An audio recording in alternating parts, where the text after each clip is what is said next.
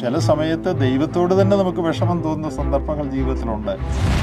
ഇത് ദൈവം കേൾക്കുന്നുണ്ട്, അല്ലെങ്കിൽ ദൈവം ഇതിന് റെസ്പോണ്ട് ചെയ്യുന്നുണ്ട് എന്ന് നമുക്ക് ഉറപ്പുവരുത്താൻ സാധിക്കും. ഈ പറഞ്ഞതുപോലെ പ്രാർത്ഥനയെ കാണാൻ നമുക്ക് സാധിച്ചാൽ പ്രാർത്ഥന വളരെ എക്സൈറ്റിംഗ് ആയിട്ടുള്ള, വളരെ നമ്മിൽ ആവേശം ജനിപ്പിക്കുന്ന ഒരു അനുഭവമായിട്ട് തീരും. ഞങ്ങളുടെ വീട്ടിൽ കുടുംബ പ്രാർത്ഥനയുണ്ട്. കുടുംബ പ്രാർത്ഥനയുടെ സമയത്ത് ചില ദിവസങ്ങളിൽ എൻ്റെ വല്യമ്മച്ചിയാണ് പ്രാർത്ഥിക്കുന്നത്. വല്യമ്മച്ചി പ്രാർത്ഥിക്കുമ്പോൾ ആദ്യം ഞങ്ങളുടെ വീട്ടിലുള്ളവർക്ക് വേണ്ടി പ്രാർത്ഥിക്കും. പിന്നെ ഞങ്ങളുടെ ഒരു ആൻറ്റിയുണ്ട്, പുള്ളിക്കാരത്തിക്ക് വേണ്ടി പ്രാർത്ഥിക്കും. അത് കഴിഞ്ഞ് തൃശ്ശൂരുള്ള കുറേ ഭവനങ്ങളുണ്ട്, അവർക്ക് വേണ്ടി പ്രാർത്ഥിക്കും. പിന്നെ ബോംബെയിലുള്ള ഭവനത്തിലുള്ള ആളുകൾക്ക് വേണ്ടി പ്രാർത്ഥിക്കും. അത് കഴിഞ്ഞ് ഗൾഫിലുള്ളവർക്ക് വേണ്ടി പ്രാർത്ഥിക്കും. അപ്പോൾ ബോംബെക്കും ഗൾഫിനും ഇടയ്ക്ക് ഞാൻ മിക്കവാറും ഉറങ്ങും. പിന്നെ ഉണരുമ്പോൾ അമേരിക്കയിൽ പോയി അമ്മച്ചി മടങ്ങി വരും. അപ്പോഴേക്കുമാണ് ഞാൻ ഉണരുന്നത്. ചുരുക്കി പറഞ്ഞാൽ പ്രാർത്ഥനയെന്ന് പറയുന്നത് ഒരു ബോറൻ പരിപാടിയായിരുന്നു. ആത്മീയ ജീവിതത്തിൽ പ്രാർത്ഥനയ്ക്ക് വലിയ പ്രാധാന്യമുണ്ടെന്നൊക്കെ പറയുമെങ്കിലും പലപ്പോഴും പ്രാർത്ഥന നമ്മൾ ആസ്വദിക്കാറില്ല. എന്താണ് അതിൻ്റെ കാരണം? അതിനൊരു മാറ്റം ഉണ്ടാകാൻ സാധിക്കുമോ? ഇത് ഒരാളുടെ മാത്രം പ്രശ്നമല്ല, അനേകരുടെയും സാധാരണയായുള്ളൊരു പ്രശ്നമാണ്. പ്രാർത്ഥന എന്ന് പറഞ്ഞാൽ എന്താണ് എന്ന് ശരിയായി ഗ്രഹിച്ചാൽ ഈ പ്രശ്നത്തിന് പരിഹാരമുണ്ടാകുമെന്നാണ് ഞാൻ വിചാരിക്കുന്നത്. പലപ്പോഴും നമ്മുടെ കുറേ ആവശ്യങ്ങൾ അല്ലെങ്കിൽ ആവശ്യങ്ങളുടെ ലിസ്റ്റ് ദൈവത്തിന് മുമ്പിൽ സമർപ്പിക്കുന്നതാണ് പ്രാർത്ഥന. ഒരു ഷോപ്പിംഗ് ലിസ്റ്റ് ദൈവത്തിന് കൊടുക്കുന്നതാണ് പ്രാർത്ഥന എന്നാണ് പൊതുവെ നാം ചിന്തിക്കുന്നത്. ഇന്നിന്ന കാര്യങ്ങൾ 1 2 3 4 ഈ കാര്യങ്ങളെല്ലാം എനിക്ക് സാധിപ്പിച്ചു തരണം, അതാണ് പ്രാർത്ഥന എന്നാണ് പൊതുവെ പലരും ധരിച്ചിരിക്കുന്നത്. എന്നാൽ പ്രാർത്ഥനയെക്കുറിച്ച് വേദപുസ്തകത്തിൽ പറഞ്ഞിരിക്കുന്ന സത്യങ്ങൾ നാം ശരിയായി മനസ്സിലാക്കിയാൽ ആ ധാരണയ്ക്ക് അല്പം വ്യത്യാസം വരും. ഞാനതിനെക്കുറിച്ച് മനസ്സിലാക്കിയിരിക്കുന്നത്, നമ്മുടെ എല്ലാ ആവശ്യങ്ങളും ദൈവത്തിന് നേരത്തെ തന്നെ അറിയാം, നാം പറയുന്നതിന് മുമ്പ് തന്നെ. അതങ്ങനെയാണല്ലോ. പിന്നെ പ്രാർത്ഥിക്കുന്നത് എന്തിനാണെന്നുള്ളൊരു ചോദ്യം. അതെ, അങ്ങനെ ഒരു ചിന്ത വരാം. മത്തായിയുടെ സുവിശേഷം 6-ാമത്തെ അധ്യായത്തിൽ പർവ്വത പ്രസംഗത്തിൽ കർത്താവ് ആ കാര്യം 2 പ്രാവശ്യം എടുത്തു പറഞ്ഞിട്ടുണ്ട്. അതിൻ്റെ 8-ാമത്തെ വാക്യത്തിൽ നിങ്ങൾക്കാവശ്യമുള്ളത് ഇന്നതെന്ന് നിങ്ങൾ യാചിക്കും മുമ്പേ നിങ്ങളുടെ പിതാവ് അറിയുന്നുവല്ലോ. അതേ കാര്യം തന്നെ അതിൻ്റെ 32-ാമത്തെ വാക്യത്തിലും പറഞ്ഞിട്ടുണ്ട്. സ്വർഗസ്ഥനായ നിങ്ങളുടെ പിതാവ് ഇതൊക്കെയും നിങ്ങൾക്ക് ആവശ്യമെന്ന് അറിയുന്നുവല്ലോ. അപ്പോൾ നമ്മുടെ ആവശ്യങ്ങളെല്ലാം ദൈവത്തിന് അറിയാം. ഫിലിപ്പ് ലേഖനം 4-ാം അധ്യായത്തിൽ പൗലോസ് നമ്മുടെ ആവശ്യങ്ങൾ ദൈവത്തോട് അറിയിക്കണം എന്ന് പറഞ്ഞിട്ടുണ്ട്. അപ്പോൾ ഈ 2 കാര്യങ്ങളും തമ്മിൽ യോജിക്കാത്തതുപോലെ തോന്നും പ്രഥമ ദൃഷ്ട്യാ. ദൈവത്തിന് നമ്മുടെ ആവശ്യങ്ങളെല്ലാം അറിയാം, പിന്നെ എന്തിനാണ് നമ്മുടെ ആവശ്യങ്ങൾ ദൈവത്തോട് അറിയിക്കുന്നത്?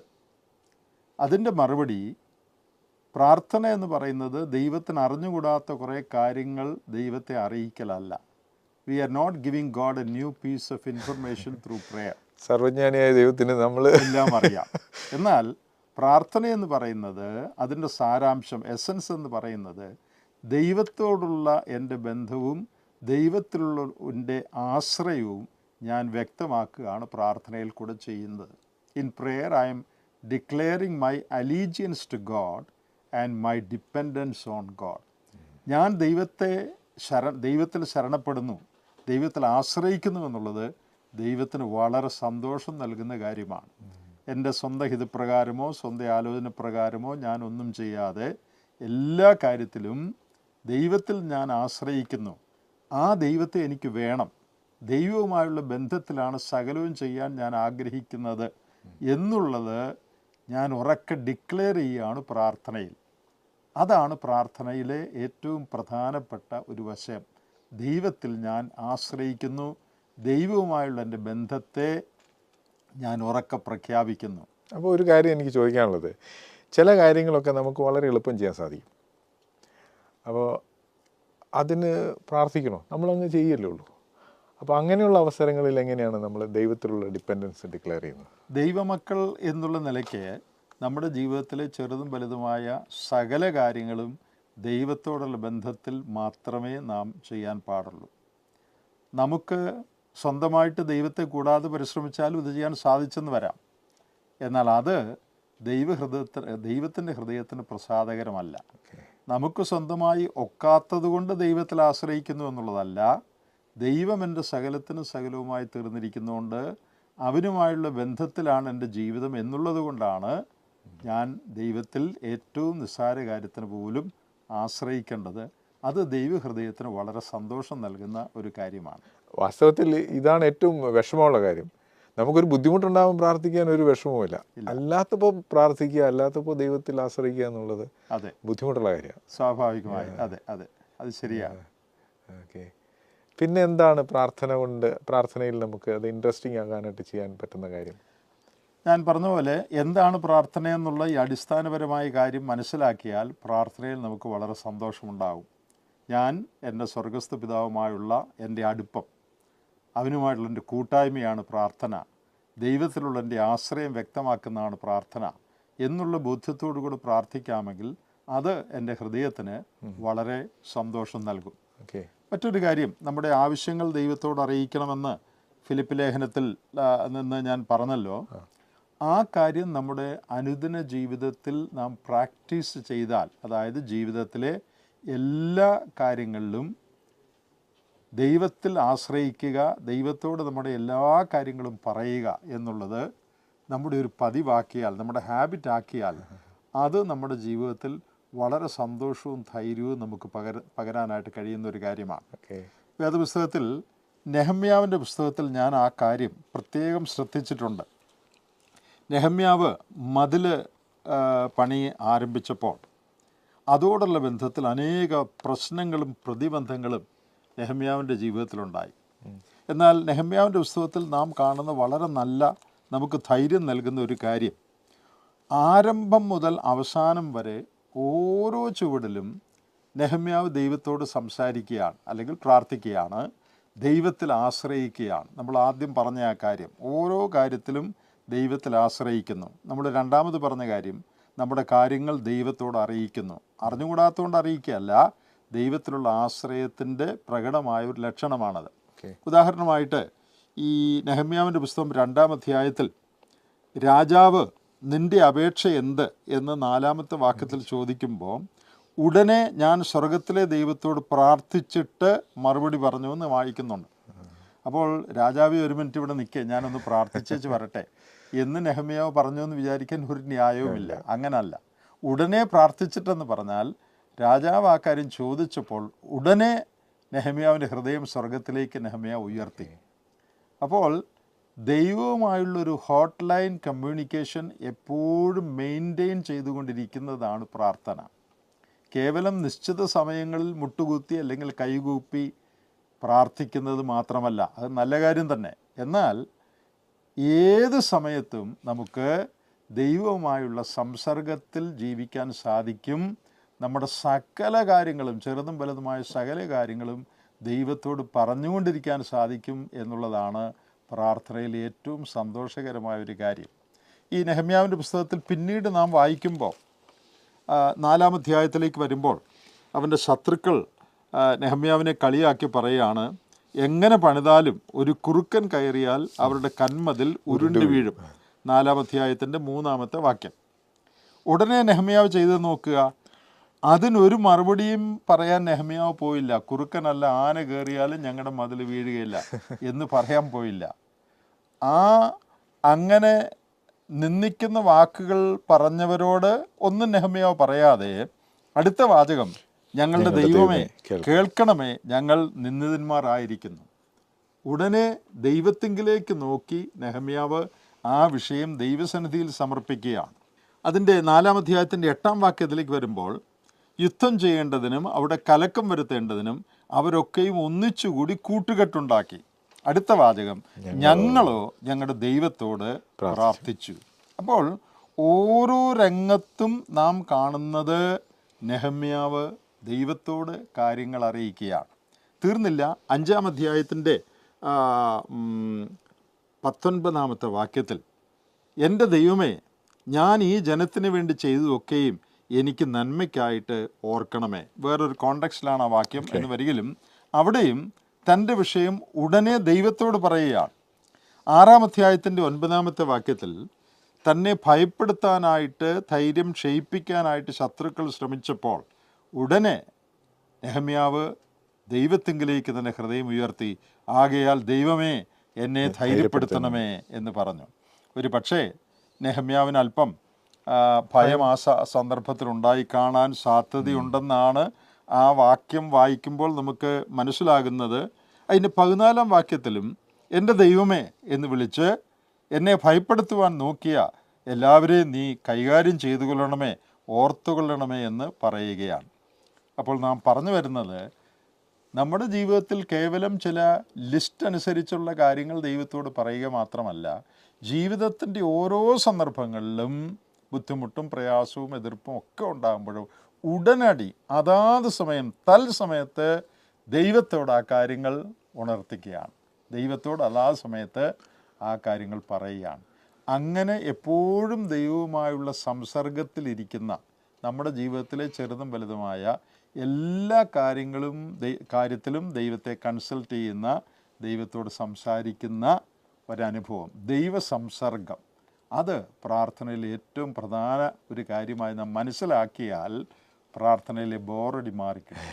പിന്നെ ഈ പ്രാർത്ഥിക്കുമ്പോൾ നമ്മൾ ദൈവത്തോട് പറയേണ്ട ചില കാര്യങ്ങളുണ്ട്, ദൈവത്തോട് പറയാൻ പറ്റാത്ത ചില കാര്യങ്ങളുണ്ട് എന്നൊരു തോന്നൽ നമുക്കുണ്ടാകാൻ സാധ്യതയുണ്ട്. കാരണം നമ്മളിപ്പോൾ ഒരു വലിയ ആളെ കാണാൻ പോവുകയാണെങ്കിൽ ആ ആളോട് നിസ്സാര കാര്യങ്ങളൊന്നും പറയില്ല, വളരെ അത്യാവശ്യമുള്ള കാര്യങ്ങൾ, പ്രധാനപ്പെട്ട കാര്യങ്ങളെ പറയുള്ളൂ.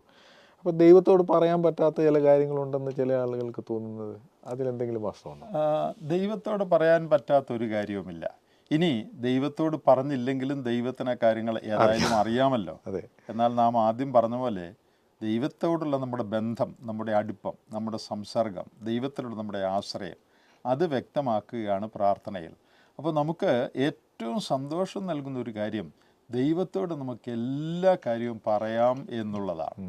നമ്മുടെ ആവശ്യങ്ങൾ പറയാമെന്ന് മാത്രമല്ല, നമ്മുടെ മനോനില, ചിലപ്പോൾ വേദപുസ്തകം വായിക്കാനായിട്ട് നമുക്ക് തോന്നാറില്ല, ചിലപ്പോൾ ആത്മീയ കാര്യങ്ങൾ നമുക്ക് താല്പര്യം ചിലപ്പോൾ തോന്നാത്ത അവസ്ഥകളുണ്ട്.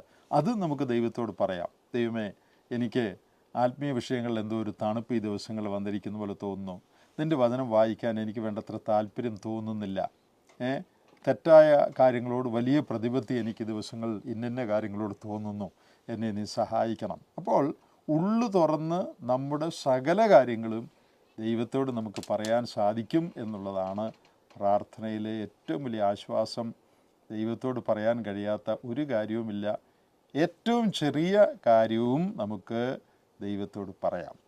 അപ്പോൾ ദൈവവുമായുള്ള ആ സ്വാതന്ത്ര്യം നാം ഉപയോഗിക്കുകയും, ദൈവമക്കളെന്ന നിലയ്ക്ക് നമ്മുടെ സ്വർഗസ്ഥ പിതാവിൻ്റെ സന്നിധിയിൽ നമുക്കുള്ള സ്വാതന്ത്ര്യം നാം ഉപയോഗിക്കുകയും, ഏത് നിമിഷവും ദൈവത്തിൽ നാം ആശ്രയിച്ചുകൊണ്ട്, നമ്മുടെ ഹൃദയം ആശ്രയിച്ചുകൊണ്ട് ജീവിക്കുകയും ചെയ്യുന്ന ഒരു അനുഭവമാണ് പ്രാർത്ഥനാ ജീവിതം. തെസ്സലോനിക്ക ലേഖനത്തിൽ ഇടവിടാതെ പ്രാർത്ഥിപ്പീനെന്ന് പറഞ്ഞിട്ടുണ്ട്. അത് ദൈവേഷ്ടമാണെന്നും അതിൻ്റെ താഴെ പറയുന്നുണ്ട്. അപ്പോൾ നമ്മെ എല്ലാവരെയും സംബന്ധിച്ചുള്ള ദൈവത്തിൻ്റെ ഇഷ്ടം നാം എല്ലാവരും ഇടവിടാതെ പ്രാർത്ഥിക്കുന്നവരായിരിക്കണം എന്നുള്ളതാണ്. ഇടവിടാതെ പ്രാർത്ഥിക്കുക എന്ന് പറഞ്ഞാൽ, മുമ്പേ ഞാൻ പറഞ്ഞ പോലെ എപ്പോഴും മുട്ടുകുത്തി പ്രാർത്ഥിക്കുക എന്നല്ല അതിൻ്റെ അർത്ഥം. ഇടവിടാതെ പ്രാർത്ഥിക്കുക എന്ന് പറഞ്ഞാൽ ഏത് സമയവും ദൈവവുമായുള്ള സംസർഗത്തിൽ നമ്മുടെ ഹൃദയം ഇരിക്കുക. ആ സന്തോഷം നാം അനുഭവിക്കുമ്പോൾ പ്രാർത്ഥന സന്തോഷകരമായൊരു അനുഭവമായി മാറും. നിശ്ചിത സമയങ്ങളിൽ നാം ചെയ്യുന്ന ഒരു കാര്യമായിട്ട് മാത്രമല്ല, എപ്പോഴും ചെയ്യുന്നൊരു കാര്യമായിട്ട് പ്രാർത്ഥന തീരും. മറ്റൊരു കാര്യം, നമ്മുടെ ജീവിതത്തിൽ നമുക്ക് പലതരത്തിലുള്ള വൈകാരികമായ വ്യത്യാസങ്ങളുണ്ടാകും. ചിലപ്പോൾ നമുക്ക് ചില കാര്യങ്ങൾ സംഭവിച്ചു, നമ്മൾ വളരെ ദുഃഖത്തിലാണ്, അല്ലെങ്കിൽ ചിലപ്പോൾ നമ്മളെ ആരെങ്കിലും വഞ്ചിച്ചു, അപ്പോൾ നമുക്ക് വളരെ വിഷമം തോന്നും, മാനസികമായ വിഷമം ഉണ്ടാകുന്ന സന്ദർഭമുണ്ട്. ചിലപ്പോൾ ആരെങ്കിലും നമ്മളെക്കുറിച്ച് എന്തെങ്കിലും മോശമായി പറഞ്ഞു, ചിലപ്പോൾ എൻ്റെ ജീവിതത്തിൽ ഒരു പാപമുണ്ടായി, ഞാനതിൽ വളരെ ദുഃഖിച്ചിരിക്കുന്നു. അപ്പോൾ ഇങ്ങനെയുള്ള അവസരങ്ങളിൽ ദൈവത്തോട് നമ്മുടെ മനസ്സ് തുറന്ന് സംസാരിക്കുക എന്നുള്ളത് പ്രായോഗികമായ കാര്യമാണ്. ഞാനത് പറയാൻ കാരണം, സങ്കീർത്തനത്തിൽ പലപ്പോഴും സങ്കീർത്തനകാരന് അങ്ങനെയുള്ള എക്സ്പ്രഷൻസ് കൊടുക്കുന്നുണ്ട്. യെരമ്യാ പ്രവാചകനാണെന്ന് തോന്നുന്നു, എന്നെ നീ വഞ്ചിച്ചു, യു ഡിസീവ്ഡ് മീ എന്ന ഇംഗ്ലീഷ്, അങ്ങനെയൊക്കെ ദൈവത്തോട് സംസാരിക്കുന്നുണ്ട്. അതൊക്കെ ഒരു ഡിസ്റെസ്പെക്റ്റ്ഫുൾ ആയിട്ടുള്ളൊരു കാര്യമാണ്, ബഹുമാനമില്ലാതെ സംസാരിക്കുന്നതാണെന്ന് പറയാൻ പറ്റുമോ? നാം മനുഷ്യരെന്ന നിലയ്ക്ക് നമുക്ക് വൈകാരികമായ ഏറ്റക്കുറച്ചിലുകൾ ഉണ്ടാകും. ഞാൻ വിചാരിക്കുന്നത് ആ ബലഹീനത ദൈവം മനസ്സിലാക്കിയേ നമ്മോട് ഏർപ്പെടുകയുള്ളൂ. ദൈവത്തോട് പിണക്കുള്ളത് കൊണ്ടോ ദൈവത്തോട് ബഹുമാനമില്ലാത്തത് കൊണ്ടോ അല്ല പ്രവാചകന്മാരും അല്ലെങ്കിൽ സങ്കീർത്തനക്കാരും ഒക്കെ അങ്ങനെ സംസാരിച്ചത്. അവരുടെ മനസ്സിലെ വേദന കൊണ്ട്, അവരുടെ മനസ്സിലെ വിഷമം കൊണ്ട്, അവരുടെ ദുഃഖത്തിൻ്റെ ആധിക്യം കൊണ്ട് അങ്ങനെ സംസാരിച്ചതാണ്. അതിൽ ദൈവം ഒരിക്കലും പിണങ്ങുകയില്ല എന്നാണ് ഞാൻ വിചാരിക്കുന്നത്.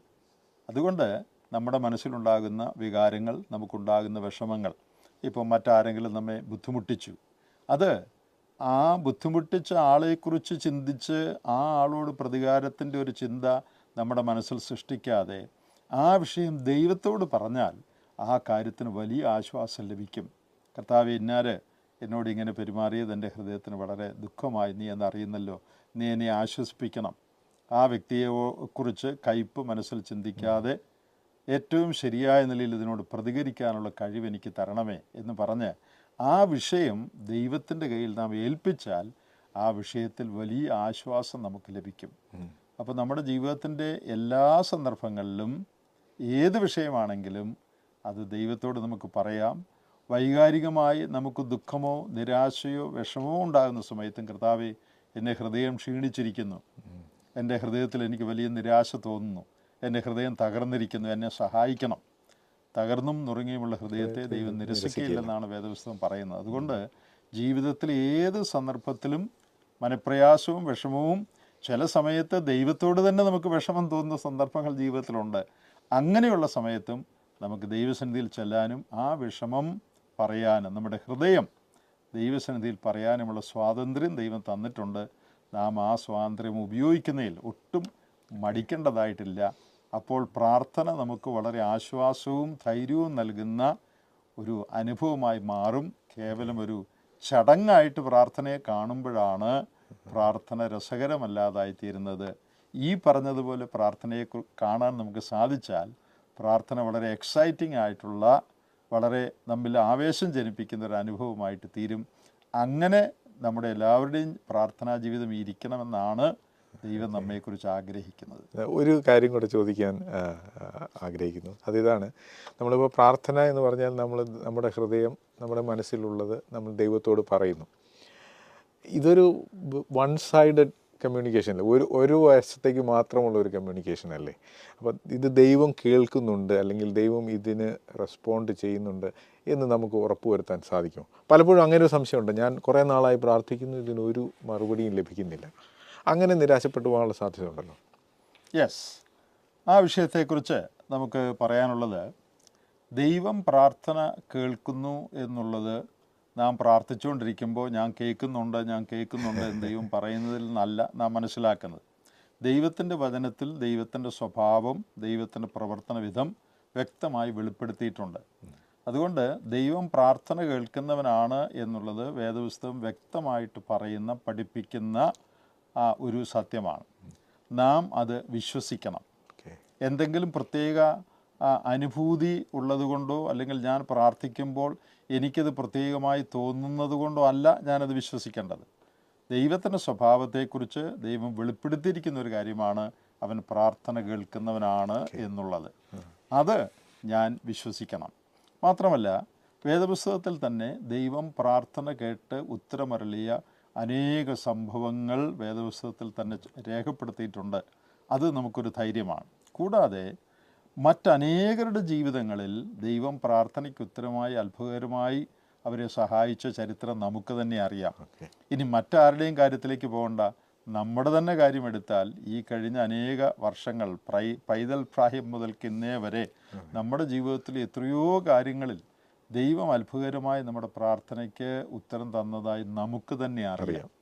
അതുകൊണ്ട് ദൈവം പ്രാർത്ഥന കേൾക്കുന്നു എന്നുള്ളതിന് പ്രത്യേകിച്ചൊരു തെളിവ് നാം പ്രാർത്ഥിക്കുമ്പോൾ അന്വേഷിക്കേണ്ടതായിട്ടില്ല.